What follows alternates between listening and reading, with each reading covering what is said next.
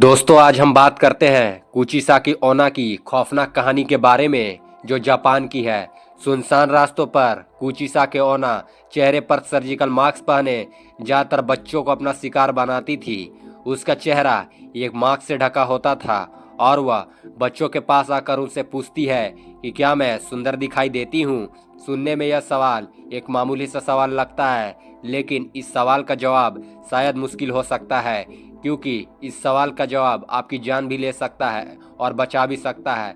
लेकिन प्रॉब्लम यह है कि इस सवाल का कोई भी सही जवाब नहीं है, क्योंकि जब कोई इस सवाल का जवाब ना में देता हो तो कोचिसाके ओना उस पर कैंची से वार कर देती थी और उससे मार देती थी, और अगर जवाब हाँ में दिया तो वह अपना सर्जिकल मास्क उतार देती थी और अपना बेहद डरावना और जख्मी चेहरा दिखा देती थी।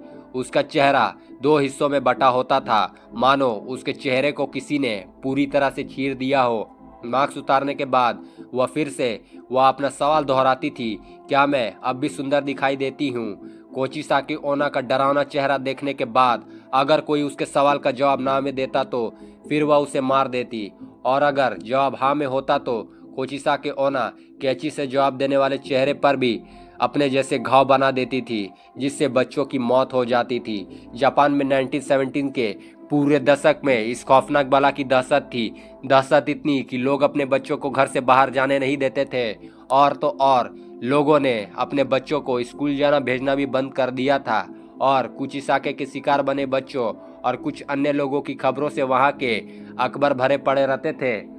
ऐसे बहुत से लोग थे जिन्होंने यह दावा तक किया कि उन्होंने कुचिसाके ओना की इस आत्मा को देखा है।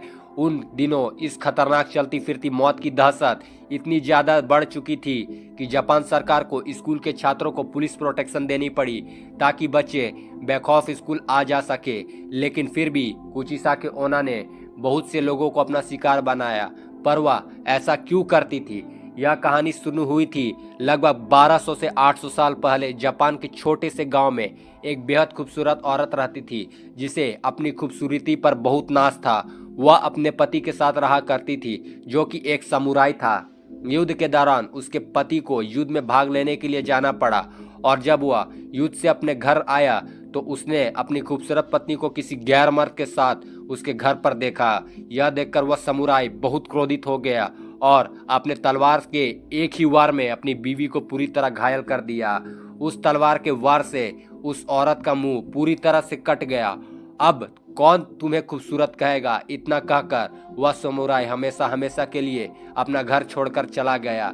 समुराई के तलवार के घात ने औरत के सुंदर चेहरे पर एक बेहद भद्दी और डरावनी स्माइल जैसा घाव बना दिया था। जब उस औरत ने अपने चेहरे का यह हाल देखा तब उसे यह महसूस हुआ कि जिस खूबसूरती पर उसका नाज था वह चेहरा अब बेहुरा बेहद डरावना दिखाई देता है, और वह यह सदमा बर्दाश्त नहीं कर पाई और उसने अपनी घर में रखी कैंची से अपनी जान ले ली। वह खूबसूरत औरत मर गई और सबको लगा कि कहानी खत्म हो गई, लेकिन लगभग 800 साल बाद फिर से जाग गई और बन गई एक खौफनाक रहस्य जिसे कहते हैं कुचिसाके ओना। आज भी जापान के कई लोगों का मानना है कि कुचिसाके ओना आज भी जापान के सुनसान गलियों में घूम रही है और अपने अगले शिकार की तलाश में है।